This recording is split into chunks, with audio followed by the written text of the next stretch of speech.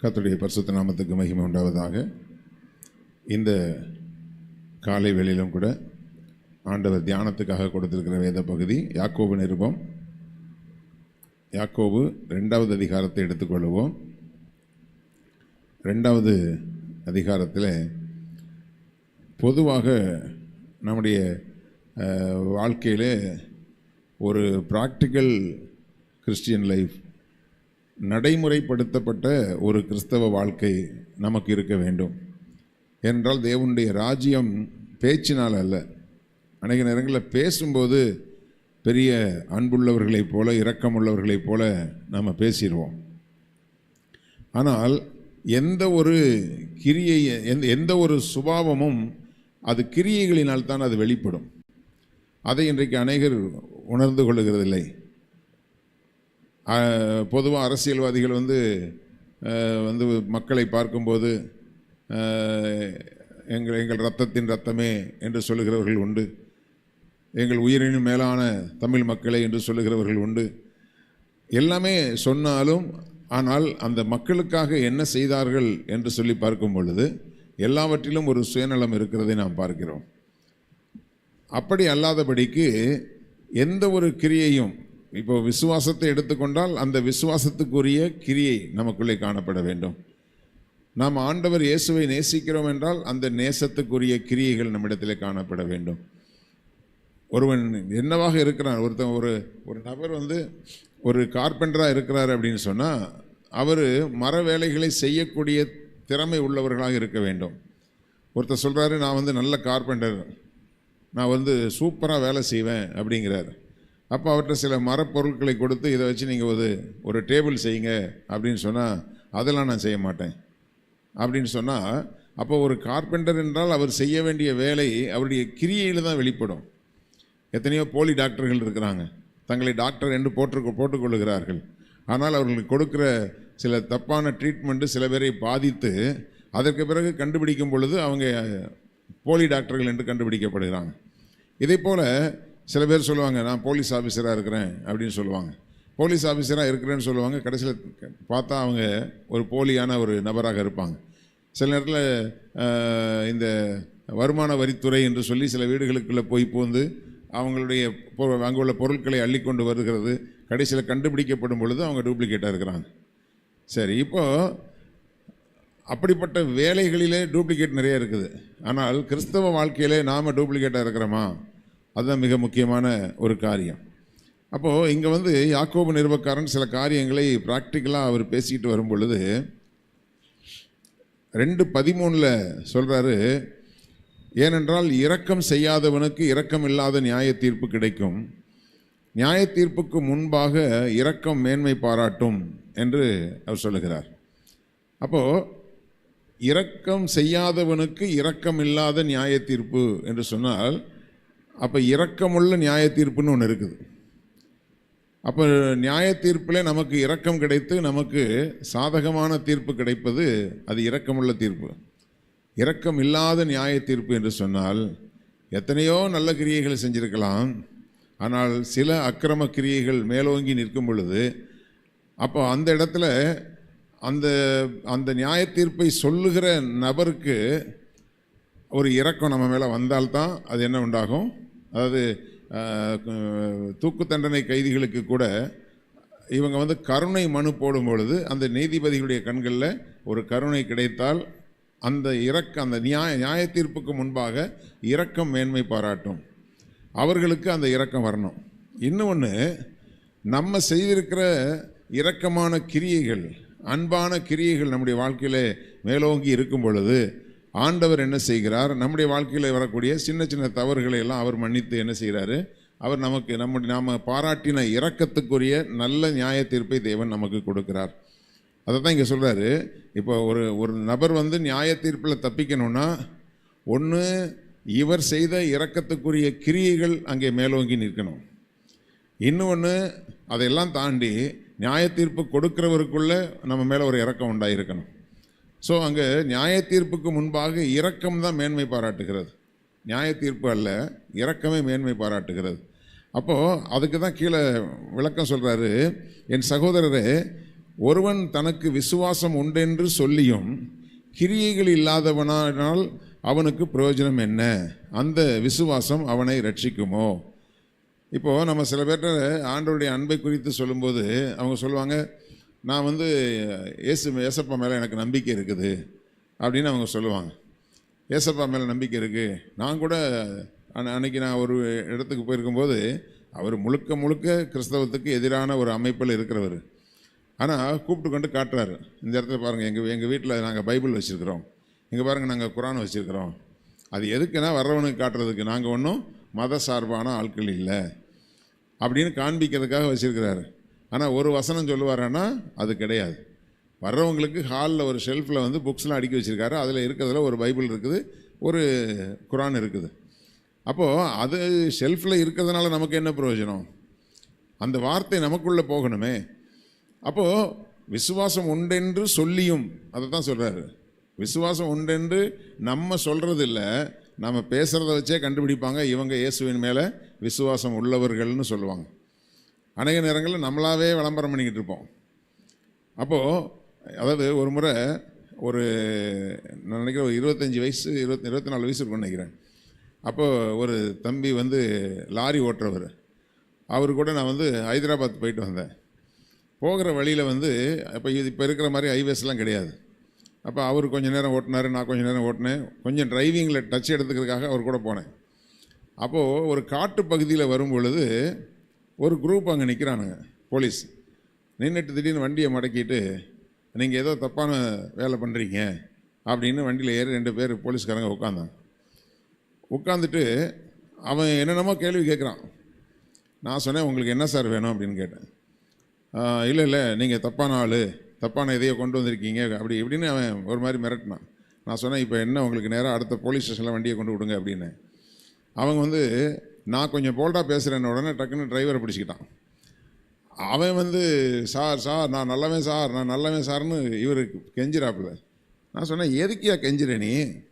இப்போ என்ன நம்ம தப்பு பண்ணோம் அவனை கெஞ்சுறதுக்கு அப்படின்னு சொல்லிவிட்டு, சார் நீங்கள் நேராக போலீஸ் ஸ்டேஷனுக்கு வண்டி விடுங்க அப்படின்னு நான் சொல்கிறேன். அப்போ அந்த அவர் பண்ண ஒரு காரியத்தை அப்புறமா நாங்கள் ஒரே காமெடியாக இருந்தது வச்சு நாங்கள் அவரை பல நேரங்களில் அவரை கிண்டல் பண்ணியிருக்கிறோம். உடனே அங்கே மேலே வச்சு இந்த பைபிளை தூக்கி வச்சுட்டு, சார் நான் கிறிஸ்டின் சார் அப்படின்னா. அப்போ நான் சொன்னேன், ஐயோ நீ கிறிஸ்டினாக இருந்தால் என்ன, முஸ்லீமாக இருந்தால் அவனுக்கு தேவை காசு, அதுக்கு தான் பிடிக்கிறான் அப்படின்னு நான் இப்படி தான் சொல்லிட்டு வரேன். அவனுங்க அதை பற்றிலாம் கவலையே படலை. அடுத்த ஸ்டேஷனில் இறக்கிடுவோம், உங்களை நாங்கள் அரெஸ்ட் பண்ணிடுவோம் அப்படின்னாங்க. நீ அரெஸ்ட் பண்ணு, முதல்ல போலீஸ் ஸ்டேஷனுக்கு வண்டியை விடு அப்படின்னு சொன்னால், இவன் மாற்றி இவன் என்ன சொல்கிறான், சார் நான் கிறிஸ்டின் சாருங்கிறான். நான் கிறிஸ்டின் சார்னு சொல்கிறத வச்சு என்ன நடக்க போகுது? அப்போது கடைசி வரைக்கும் அவன் போலீஸ் ஸ்டேஷன்கிட்ட வண்டி நிறுத்தவே இல்லை. அதுக்கப்புறம் வழியில் நிறுத்தி வச்சுட்டு 100 ரூபா கொடு, 150 ரூபா கொடுன்ட்டு இருந்தான். நான் சொன்னேன், 10 பைசா அவனுக்கு கொடுக்க முடியாது, நீ போலீஸ்காரனாங்கிறதே எனக்கு சந்தேகமாக இருக்குது அப்படின்னா. அவன் வந்து இல்லை 100 கொடுங்க, அப்புறம் 80 கொடுங்க, 50 கொடுங்க, கடைசியில் 20 ரூபாய்க்கு வந்து நிற்கிறானுங்க. அப்போ தெரிஞ்சு வச்சு இது பிச்சைக்கார கும்பல் இது அப்படின்னு சொல்லிவிட்டு, அப்புறம் சரி 20 ரூபாய் நான் கொடுத்தலையா அப்படின்னு சொல்லிட்டு வண்டியை விட்டு இறங்கி அந்த 20 ரூபாய்க்கு கிட்டத்தட்ட 10 கிலோமீட்டர் எங்கள் கூட ட்ராவல் பண்ணியிருக்கிறாங்க. இந்த மாதிரியான கேவலமான ஆட்கள் இருக்கிறாங்க. அதுக்கப்புறம் நான் சொன்னேன், யோ நீ கிறிஸ்தவனாக இருந்தால் உன் மூஞ்சை பார்த்தோன்னே தெரியும். ஏன்னா இது அப்பப்போ கொஞ்சம் விழுந்து எந்திரிக்கிற கேஸ். அது திடீர்னு ஒரு ட்ரிப்பு போயிட்டு வந்துட்டான்னா திடீர்னு தண்ணி அடிச்சுட்டு உட்காந்துருவான். அதனால் நான் என்ன சொல்கிறேன்னா, அந்த போலீஸ்காரன் என்னை பார்த்து பேசவே மாட்டேங்கிறான், ஆனால் அவனை பார்த்து தான் பேசுகிறான். அவனை தான் பிடிக்கணும், அவனை பிடிச்சா நம்ம காசு வாங்கலான்னு யோசிக்கிறான். அப்போ நான் என்ன சொல்கிறேன், நம்முடைய பேச்சு நம்ம போல்டாக இருக்கும்போது அவன் என்னத்தை உணர்றான்னா, இவன்கிட்ட தப்பு இல்லைன்னு உணர்றான். அவன் சார்னு கெஞ்சின உடனே அவன் பிடிச்சிக்கிட்டான், இவன் எதோ தப்பு பண்ணியிருக்கிறான் அதனால தான் கெஞ்சிறான்னு சொல்லிட்டு. அப்போது நான் கிறிஸ்தவன், நான் விசுவாசமாக இருக்கிறேன் அப்படின்னு நம்ம சொல்ல வேண்டிய அவசியம் இல்லை. நம்முடைய நடவடிக்கைகள்லேயே தெரியும் இவங்க கிறிஸ்துவின் மேல் விசுவாசம் உள்ளவர்கள் என்பது தெரியும். அப்போ ஒருவன் விசுவாசம் உண்டென்று சொல்லியும் கிரியைகள் இல்லாதவனானால் அவனுக்கு பிரயோஜனம் என்ன? அந்த விசுவாசம் அவனை ரட்சிக்குமோ? அப்போ நிறைய பேர்ட்ட நம்ம கிறிஸ்துவை பற்றி சொல்லும்போது அவங்க சொல்லுவாங்க, எனக்கு ஏசப்பாவை பிடிக்கும், நானும் ஏசப்பாவை நம்புகிறேன். அப்போ நம்புகிறேன்னு அவங்க சொல்கிறதுனால சர்ச்சைக்கு வருவாங்களா? வரமாட்டாங்க. வசனம் வாசிப்பாங்களா? வாசிக்க மாட்டாங்க. உட்காந்து வசனத்தை கேட்பாங்களா? கேட்க மாட்டாங்க. இயேசு கிறிஸ்து விரும்புகிற அவருடைய சித்தத்தை நிறைவேற்றுவாங்களான்னா நிறைவேற்ற மாட்டாங்க. அப்போது விசுவாசம் உண்டென்று சொல்லியும் அதுக்குரிய கிரியைகள் இல்லை என்றால் அவனுக்கு பிரயோஜனம் இல்லை. இப்போ இது அடுத்தவங்களை விட்டுருங்க, நாம் ரெகுலராக நம்ம ஆண்டவரை ஆராதிக்கிறவங்க, ரெகுலராக சர்ச்சுக்கு வர்றவங்க, தண்ணீரில் மூழ்கி ஞானஸ்நானம் எடுத்தவங்க, நமக்குள்ளே அந்த விசுவாசத்துக்குரிய கிரியைகள் நமக்குள்ளே காணப்படுகிறதா? இப்போ கீழே இன்னொரு காரியத்தை சொல்கிறாரு, ஒரு சகோதரனாவது சகோதரியாவது வஸ்திரம் இல்லாமலும் அனுதின ஆகாரம் இல்லாமலும் இருக்கும்போது உங்களில் ஒருவன் அவர்களை நோக்கி நீங்கள் சமாதானத்தோടെ போங்கள், குளிர் காய்ந்து பசியாருங்கள் என்று சொல்லியும் சரீரத்துக்கு வேண்டியவைகளை அவர்களுக்கு கொடாவிட்டால் பிரயோஜனம் என்ன? அப்போ கீழே சொல்கிறாரு, அப்படியே விசுவாசமும் கிரியைகள் இல்லாதிருந்தால் தன்னில் தானே செத்ததாக இருக்கும். அப்போது இந்த விசுவாசத்தை குறித்த பேச்சு, அதனால தான் தேவனுடைய ராஜ்யம் வெறும் பேச்சினால் கிடையாது. இப்போ பிரசங்கம் பண்ணும்போது என்ன வேணாலும் பேசலாம். நம்ம உலகத்திலேயே பயங்கரமான விசுவாச வீரன் போல் பிரசங்கம் பண்ணலாம், உலகத்திலேயே மகா பெரிய பரிசுத்தவான் மாதிரி பிரசங்கம் பண்ணலாம், உலகத்திலேயே பயங்கரமாக வேதத்தை நான் கரைச்சி குடித்தது போல் பிரசங்கம் பண்ணலாம். ஆனால் வேதம் சொல்லுகிறது, மலைகளை பேர்க்கத்தக்க விசுவாசம் எனக்கு இருந்தும் அன்பு எனக்கு இராவிட்டால் நான் ஒன்றுமே இல்லை அப்படிங்கிறார் பவுல். புரியுதா? இப்போ மலைகளை பேர்க்கத்தக்க விசுவாசம், நான் மனுஷருடைய பாஷையை பேசினாலும் தூதருடைய பாஷையை பேசினாலும் அன்பு எனக்கு இராவிட்டால் நான் ஒன்றும் இல்லை அப்படிங்கிறார். இப்போ அன்பை குறித்து 1 கொரிந்தியர் 13 அதிகாரத்தில் அந்த அன்பு என்னெல்லாம் செய்யும் அப்படிங்கிற காரியத்தை அவர் அழகாக சொல்லியிருக்கிறார். அப்போ கர்த்தருடைய பிள்ளைகளே, நான் எப்போவுமே சொல்லுவேன், விசுவாசத்தையும் அன்பையும் பிரிக்கவே முடியாது. தேவன் மேல் நான் விசுவாசம் வைத்திருக்கிறேன் என்று சொன்னால் அந்த விசுவாசத்தினுடைய முதல் காரியம் என்னவென்றால், என் தேவன் மேல் நான் வைத்திருக்கிற அன்பு, அந்த அன்பு நிமித்தமாய் அவர் மேல் நான் வச்சிருக்கிற நம்பிக்கை. பொதுவான நம்பிக்கை இருக்குது. இந்த கடைக்காரர்கிட்ட போனால் இந்த பொருள் வாங்கலாங்கிறது பொதுவான நம்பிக்கை. அதுக்காக அந்த கடைக்காரரை நம்ம நேசிக்கணுங்கிற அவசியம் கிடையாது. ஆனால் அன்பு நிமித்தமாய் வருகிற நம்பிக்கை இருக்குது பார்த்தீங்களா? ஒரு அன்புள்ள ஒரு நபர்கிட்ட நம்ம ஒரு காரியத்தை ஒப்படைச்சிருக்கிறோன்னு சொன்னால் நிச்சயமாக அவர் ஏமாற்ற மாட்டார் அப்படிங்கிற நம்பிக்கை நமக்கு வரும். ஒரு நபரை எவ்வளவு நம்ம நேசிக்கிறோமோ அந்த அளவுக்கு யாராவது வந்து என்னங்க இப்படி பண்ணிட்டீங்க, அவர் உங்களை ஏமாத்திட போகிறாருன்னா நிச்சயமாக அவர் என்ன செய்ய மாட்டார், ஏமாற்றவே மாட்டார். ஏனென்றால் அவரிடத்தில் நான் அன்பு கூறுகிறேன், அவர் என்னிடத்தில் அன்பு கூறுகிறார். அப்போ அன்பு கூறுகிற அவர் மேல் நான் வைத்திருக்கிற அந்த நம்பிக்கைக்கு பேர் தான் விசுவாசம். சில பேருக்கு என்னென்னா, ஆண்டவர் எனக்கு அதை செய்வார் இதை செய்வார், இது வந்து சுயநலமான ஒரு விசுவாசம். இங்கே அன்பு இல்லாமல் வருகிற விசுவாசம் வந்து அது கிறிஸ்தவ விசுவாசத்துக்கு அடங்காது. விசுவாசம் வந்து ஆண்டவர் எனக்கு ஒரு காரியத்தை செய்த பிறகு நான் அவரிடத்தில் அன்பு வைப்பேன் அப்படின்னு சொன்னால், ஆண்டவர் வந்து அப்படி நம்மிடத்தில் அன்பு கூறவில்லை. தெளிவாக வேதம் சொல்லுகிறது, அவர் முந்தி நம்மிடத்தில் அன்பு கூர்ந்தார். இப்போ நாம் ரட்சிக்கப்பட்டிருக்கிறோன்னு சொன்னால் அவர் மேலே அவர் நம்ம மேலே ஒரு கிருபையை வச்சார். அந்த கிருபையினால் நமக்குள்ளே ஒரு விசுவாசமும் அவர் மேலே ஒரு அன்பும் நமக்குள்ளே வந்தது. அதனால் நம்ம ரட்சிக்கப்பட்டிருக்கிறோம். நம்ம ரட்சிக்கப்படுறதுக்கு முன்னாடியே நமக்காக அவர் ஜீவனை கொடுத்துட்டார். நீ என்னை விசுவாசி, அதுக்கு பிறகு நான் உனக்காக ஜீவனை கொடுக்குறேன்னு அவர் சொல்லலை. நாமெல்லாம் பிறக்கிறதுக்கு முன்னாடியே நமக்காக என்ன செஞ்சிட்டாரு, ஜீவனை கொடுத்துட்டார். அதனால தான் அவர் முந்தி அன்பு கூர்ந்தார். அப்போ அன்பு தான் முதல்ல அங்கே நிற்கிது.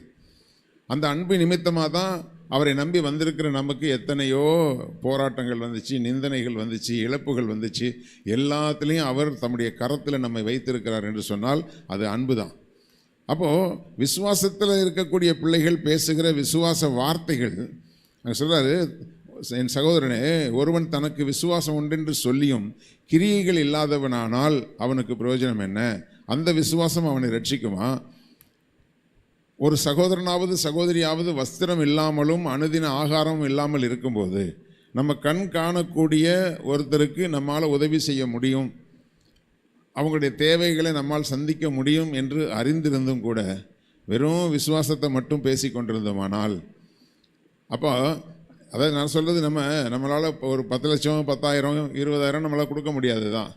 ஆனால் அன்னைக்கு அந்த வீட்டில் அரிசி இல்லைன்னு வச்சுக்கோங்களேன், 1 கிலோ அரிசி நம்மளால் வாங்கி கொடுக்க முடியுமா? முடியாதா? அதை கூட செய்யலை அப்படின்னு சொன்னால் நம்ம பேசுகிற விசுவாசம் செத்ததாக இருக்கும். புரியுதா? அன்னைக்கு உரிய அத்தியாவசிய தேவைக்கு ஒரு 100 ரூபா தான் அவங்களுடைய தேவை என்று சொல்லி நமக்கு தெரிந்திருக்கிற பட்சத்தில், ஏன்னா சில பேர் ஏமாத்துறதுக்குன்னு வர்றவங்க இருக்கிறாங்க, அதை நம்ம பாத்திரம் அறிந்து தான் பிச்சை இடணும், அது வேறு விஷயம்.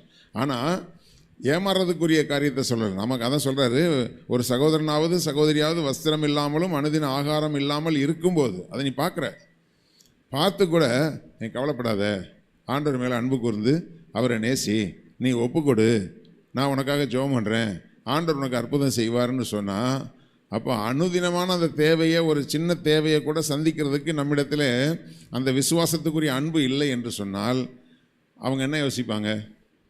இன்னைக்கு என் பிள்ளைக்கு பால் வாங்க காசு இல்லை, இன்றைக்கி ஒருவேளை சாப்பாட்டுக்கு என்கிட்ட காசு இல்லை, ஆனால் அதுக்கு ஆண்டவர்கிட்ட நீ ஜெபம் பண்ணு, அதுக்கப்புறம் கிடைக்குங்கிறது அது எப்போ? நமக்குள்ளே இருக்கக்கூடிய விசுவாசம், அந்த விசுவாசத்துக்குரிய கிரியை ஆகிய அன்பு, அதை அவங்க பார்க்கும்போது தான் அவங்க என்ன யோசிப்பாங்க? இன்றைக்கி உலக பிரகாரமாக எங்கள் அக்காட்ட கேட்டால் கூட கொடுக்க மாட்டான், தம்பிகிட்ட கேட்டால் கொடுக்க மாட்டான், சொந்தக்காரன்ட்ட கேட்டால் கொடுக்க மாட்டான், இந்த சகோதரனாவது சகோதரியாவது ஏன் எனக்கு செய்கிறாங்க? அவங்களுக்குள் இருக்கிற கிறிஸ்துவின் அன்பு தானேன்னு அவங்க கண்டுபிடித்து அதற்கு பிறகு அவங்க கிறிஸ்துவின் மேலே என்ன செய்யணும்? விசுவாசம் வைக்கணும். அப்போ அனுதின தேவைகள் சந்திக்கப்படாமல் நாம் பேசுகிற விசுவாச வார்த்தைகள் இருக்குது. நான் ஏற்கனவே சபையில் சொல்லியிருக்கிறேன், ஒரு நல்ல பணக்கார சகோதரன்கிட்ட, அதாவது வேறு மாநிலத்தை சேர்ந்த ஒரு சகோதரன் வழி மாறி அவருக்கு தாய் தகப்பனோட எந்த கான்டாக்டும் இல்லாமல் கடைசியில் அனாதையாக இந்த சென்னை பட்டணத்தில் விடப்பட்டார். மணிப்பூர், நாகாலாந்து பக்கம் உள்ளவர் அந்த சகோதரனோட பேசிகிட்டு இருக்கிறார். அந்த சகோதரனுக்கு நல்ல வசதி. அவர் சொல்கிறார், 3 நாள் ஆச்சு நான் சாப்பிட்டு, யாருமே என்னை வீட்டில் சேர்த்துக்க மாட்டேன்ட்டாங்க, என் கூட படித்த நண்பர்கள்லாம் வெளியே தள்ளிட்டாங்க, பிளாட்ஃபார்மில் ரயில்வே ஸ்டேஷனில் படுத்திருந்தேன், அங்கே சந்தேக கேஸில் போலீஸ் பிடிச்சி போய் என்னை போட்டு அடிச்சிட்டாங்க, அதுக்கப்புறம் ஐடி கார்டை பார்த்த உடனே தான் என்னை விட்டாங்க, ஆனால் யாரும் எனக்கு உதவி செய்யலை, 3 நாளாச்சு நான் சாப்பிட்டு எனக்கு கண்ணெல்லாம் கட்டுது, எனக்கு உதவி செய்யுங்க அப்படின்னு வந்திருக்கிறான். இப்போ அவனுக்கு தேவை ஆண்டவரை பற்றிய சுவிசேஷமா, அன்னைக்கு அந்த நேரத்துக்குரிய ஆகாரமா? ஆகாரத்தை கொடுத்து உட்கார வச்சு பேசுனா தெம்பாக பேசுவான். ஆனால் அந்த சகோதரன் கிட்டத்தட்ட 1 மணி நேரம் 1.5 மணி நேரம் உட்காந்து அப்போ தான் சுவிசேஷம் சொல்கிறார். அந்த நாட்களில் எனக்கு வருமானமே கிடையாது, நான் உட்காந்து கேட்டுட்டு தான் இருக்கிறேனே தவிர என்னால் 10 பைசா உதவி செய்யக்கூடிய சூழ்நிலையில் அன்றைக்கி நான் இல்லை. என்ன அந்த சகோதரனுக்கும் எனக்கும் கொஞ்சம் தான் வித்தியாசம். அந்த நிலைமையில் தான் நான் இருந்தேன் அன்றைக்கி. ஆனால் எனக்கு வேதனையாக இருக்குது. ஆனால் அட்லீஸ்ட் நான் சாப்பிட்டாவது இருந்தேன், அவன் சாப்பிடாமல் இருக்கிறான், மனசே அடிச்சுக்குது. ஆனால் இவர் அப்போ தான் விசுவாசத்தை பற்றி பேசுகிறார், அப்போ தான் ஒப்பு கொடுக்கறத பற்றி பேசுகிறாரு, அப்போ தான் இயேசு கிறிஸ்து சிலுவையில் மரித்ததை பற்றி பேசுகிறாரு. அவனே அங்கே செத்துக்கிட்டு இருக்கிறான். இப்போ இயேசுவை பற்றி அவன் சொல்லிகிட்டு இருக்கிறான். எனக்கு அவ்வளோ வேதனை. உங்கள்கிட்ட இவ்வளோ இருக்குதே, வந்தவனுக்கு ஒரு பசியார சாப்பாடை கொடுத்துட்டு அதுக்கப்புறம் பேசு அப்படின்னு என் மனசுக்குள்ளே போகுது. நம்ம பேச முடியாது. கடைசியில் அவ்வளோ நேரம் பேசி முடித்ததுக்கப்புறம் கூட நீங்கள் ஞாயிற்றுக்கிழமை ஆராதனைக்கு வாங்கங்கிறாரு.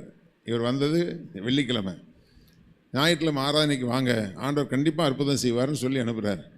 எனக்கு அவ்வளோ மனசு வேதனை. நீ என்ன கிறிஸ்தவன்? நீ இயேசு கிறிஸ்து இந்த இடத்துல இருந்தால் அதை செய்வாரா?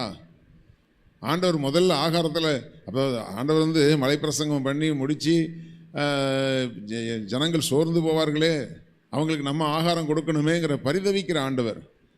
அப்போது அப்படி இருக்கும் பொழுது ஆண்டவர் ஒரு நமக்கு எவ்வளவோ இரக்கம் பாராட்டி தகுதி இல்லாத நமக்கு இன்றைக்கி 3 வேளை சாப்பாடு நமக்கு கொடுத்து ஆண்டவர் நடத்தி கொண்டிருக்கிறார். அப்போ அந்த இரக்கம் இல்லாதவர்களுக்கு, அதனால தான் முதல்ல நம்ம வாசித்தோம், இரக்கம் செய்யாதவனுக்கு இரக்கம் இல்லாத நியாய தீர்ப்பு கிடைக்கும். அப்போது ஒரு ஏழையினுடைய கூக்குரலுக்கு தன் செவியை அடைத்து கொள்ளுகிறவன் ஆபத்திலே சத்தமிட்டு கூப்பிட்டாலும் கேட்கப்பட மாட்டான்னு சொல்லி வசனம் இருக்குது. ஒரு ஏழையுடைய கூக்குரல், ஒரு ஏழைக்கு தேவை இருக்குதுன்னு ஒரு கூக்குரல் இடுது, எனக்கு இப்படி தேவை இருக்குது, எனக்கு முடியலை, இந்த காரியத்தை நான் செஞ்சு ஆகணும்னு. நம்ம அவங்களுக்கு 10 சவரன் நகை வாங்கி கொடுக்க வேண்டிய அவசியம் இல்லை, அவங்களுக்கு சொத்து வாங்கி கொடுக்க வேண்டிய அவசியம் இல்லை, அவங்களுக்கு வேலை வாங்கி கொடுக்குறதெல்லாம் முடியாது. நம்மளால் முடிஞ்சால் செய்யலாம், அது முடிஞ்சால் செய்யலாம். ஆனால் இப்போ அவங்களுடைய அத்தியாவசிய தேவைக்கு அவங்களுடைய கூக்குரல், அந்த கூக்குரலுக்கு நம்ம செவியை அடைச்சிக்கிட்டோம்னா நம்ம வாழ்க்கையில் ஒரு ஆபத்து வரும்போது அது கூக்குரல், நீ சத்தம் போட்டு கூப்பிட்டா கூட உன்னுடைய குரல் என்ன செய்யப்படாது, கேட்கப்படாதுன்னு வேதம் நமக்கு எச்சரிப்பை கொடுக்கிறது. அதனால தான் இரக்கம் இல்லாதவனுக்கு இரக்கமில்லாத நியாய தீர்ப்பு. தேவ பிள்ளைகள் ரொம்ப புரிந்து கொள்ளணும். ஏன்னா நிறைய நம்ம பேசியே எங்கள் ஆண்டவர் அப்படி செஞ்சார், ஆண்டவர் இப்படி செஞ்சார், ஆண்டவர் இதை பண்ணார்னு நம்ம விசுவாச வார்த்தை பேசியே பழகியிருக்கிறோம். ஆனால் அந்த விசுவாசத்துக்குரிய கிரியைகள் நம்மிடத்தில் காணப்படுகிறதா?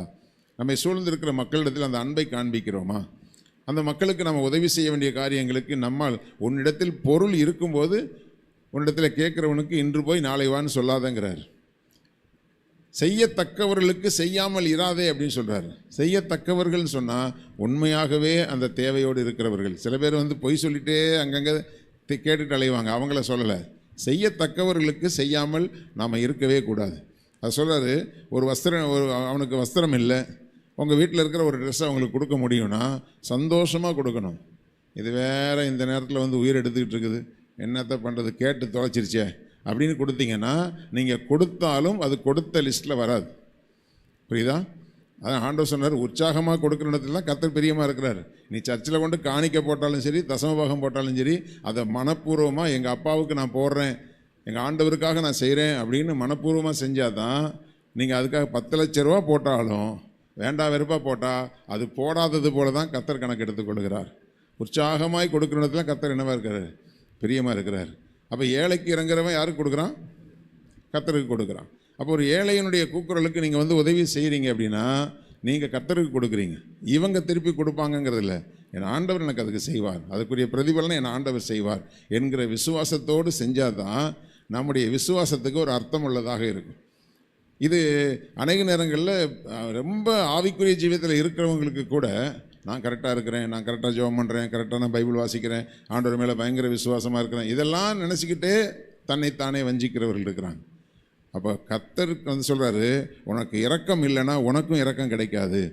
அப்போது வஸ்திரம் இல்லாமல் இருக்கிற, அனுதின ஆகாரம் இல்லாமல் இருக்கும்போது உங்களில் ஒருவன் அவர்களை பார்த்து நீ சமாதானத்தோட போ, குளிர் காய்ந்து பசியாறு அப்படின்னு சொல்லியும் சரீரத்துக்கு தேவையானவைகளை வேண்டியவைகளை அவனுக்கு கொடாவிட்டால் பிரயோஜனமே இல்லை அப்படிங்கிறார்.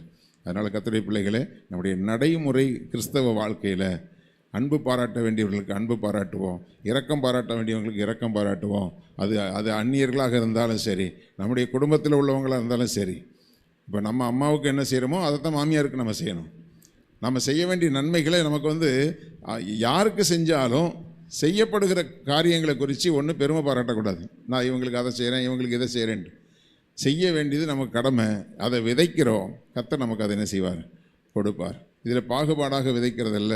நம்முடைய சொந்த பந்தங்களுக்கு செஞ்சாலும் சரி, அல்லது அந்நியர்களுக்கு செஞ்சாலும் சரி, அவர்கள் ஏழையாக இருக்கிற பட்சத்தில், திக்கற்றவர்களாக இருக்கிற பட்சத்தில் அவர்களுக்கு செய்கிற நன்மை கர்த்தருக்கு நாம் செய்கிறோம் என்பதை உணர்ந்து, அதுதான் விசுவாசத்தினுடைய கிரியை என்பதை உணர்ந்து, நம்முடைய விசுவாசம் அர்த்தமுள்ளதாக இருக்க நாம் பிரயாசப்படுவோம். கண்களை மூடி நாம் ஜெபிப்போம். ஹல்லேலூயா, ஹல்லேலூயா, ஹல்லேலூயா, ஹல்லேலூயா. தேவாதி தேவனே, உமக்கு நன்றி செலுத்துகிறோம். பரிசுத்த ஆவியானவரே, உமக்கு நன்றி செலுத்துகிறோம். ஹல்லேலூயா, ஹல்லேலூயா, ஹல்லேலூயா. அப்பா, உமக்கு ஸ்தோத்திரம் தகப்பனே. கிரியை இல்லாத ஒரு விசுவாசம், ஒரு செத்துப்போன விசுவாசம் எங்களுக்குள்ளே காணப்படாதபடி, எங்களுடைய விசுவாசத்தின் கிரியை ஆகிய இரக்கத்தை நாங்கள் விட்டுவிடாதபடிக்கு, ஹல்லேலூயா, ஹல்லேலூயா, ஹல்லேலூயா. ஆண்டவர் சொல்லும்போது, ஹல்லேலூயா, வெந்தயத்திலும் ஒற்றலாமிலும், ஹல்லேலூயா, நீங்கள் வந்து அதற்குரிய தசமபாகத்தை கரெக்டாக கொடுக்குறீங்க, ஆனாலும் நியாயப்பிரமாணம் கற்பிக்கிற இரக்கத்தையும் நீதியையும் விட்டுவிட்டீர்கள் என்று ஆண்டவர் சொல்லுகிறார். ஹல்லேலூயா, ஹல்லேலூயா. கர்த்தருக்கு கொடுக்கிறவர்களாக இருந்தாலும் சரி, ஹல்லேலூயா, கர்த்தர் மேல் விசுவாசமாக இருக்கிறவர்களாக இருந்தாலும் சரி, கர்த்தருடைய பிள்ளைகளே, ஹல்லேலூயா, ஹல்லேலூயா, உங்களுடைய இரக்க சுபாவத்தை விட்டுறாதீங்க. ஹல்லேலூயா, ஹல்லேலூயா. ஏழைக்கு இறங்குகிறதை விட்டுறாதீங்க. ஹல்லேலூயா, ஸ்தோத்திரம், ஸ்தோத்திரம், ஸ்தோத்திரம், ஸ்தோத்திரம். ஹல்லேலூயா. ஒருவருக்கு ஒரு அத்தியாவசிய தேவை இருக்கிறது என்று அறிந்தோம். ஹல்லேலூயா, உங்களுடைய செவியை அடைத்து கொண்டு போகாதபடிக்கு உங்களுக்கு செய்ய முடியும் என்கிற சூழ்நிலை இருக்கும் பொழுது அவர்களுக்கான தேவைகள் சந்திக்கப்பட தேவனுக்குள்ளாக அவர்களை வழி நடத்துவது மாத்திரம் அல்ல, ஹல்லேலூயா, அதோடு கூட ஆண்டவருடைய அன்பை போதித்து அதோடு கூட அவர்களுக்கு செய்ய வேண்டிய இரக்கத்தை செய்யும் பொழுது, இரக்கம் செய்கிறவனுக்கு இரக்கமுள்ள நியாய தீர்ப்பை கர்த்தர் வைத்திருக்கிறாரு. ஆண்டவரே, உமக்கு ஸ்தோத்திரம். உம்முடைய விசுவாசத்தினுடைய சரியான அர்த்தத்தை புரிந்து கொண்டு நாங்கள் இந்த புதிய பூமியில் நாங்கள் ஆண்டவரே ஒரு நடைமுறைப்படுத்தப்படுகிற ஒரு கிறிஸ்தவ வாழ்க்கை வாழ எங்களுக்கு உதவி செய்வீராக. ஆண்டவரே, உமக்கு ஸ்தோத்திரம், ஸ்தோத்திரம், ஸ்தோத்திரம், ஸ்தோத்திரம், ஸ்தோத்திரம். அப்பா, உம்மை துதிக்கிறோம். இந்த வார்த்தைகளை கேட்கிற உம்முடைய பிள்ளைகள் ஒவ்வொருவரும் ஆண்டவரே, ஸ்தோத்திரம், ஸ்தோத்திரம், கிரியையுள்ள விசுவாசத்தோடு கூட உம்முடைய பிள்ளைகள் உம்மை பின்பற்ற தேவன் அனுக்கிரகம் பண்ணுவீராக. ஆசீர்வதியும் பொறுப்பெடுத்துக் கொள்ளும். எல்லா துதியும் கனமும் மகிமையும் உமக்கே செலுத்துகிறோம். இயேசு கிறிஸ்துவின் இன்ப நாமத்தில் ஜெபிக்கிறோம் ஜீவனுள்ள எங்கள் நல்ல பிதாவே, ஆமேன். எல்லாரும் சேர்ந்து சொல்லுவோம். என் ஆத்துமாவே கர்த்தரை ஸ்தோத்திரி, என் முழுமே அவருடைய பரிசுத்த நாமத்தை ஸ்தோத்திரி. என் ஆத்துமாவே கர்த்தரை ஸ்தோத்திரி, கர்த்தர் செய்த சகல உபகாரங்களையும் மறவாதே. ஆமேன், ஆமேன். ஆண்டவர்களை ஆசீர்வதிப்பார். பேசுவார்.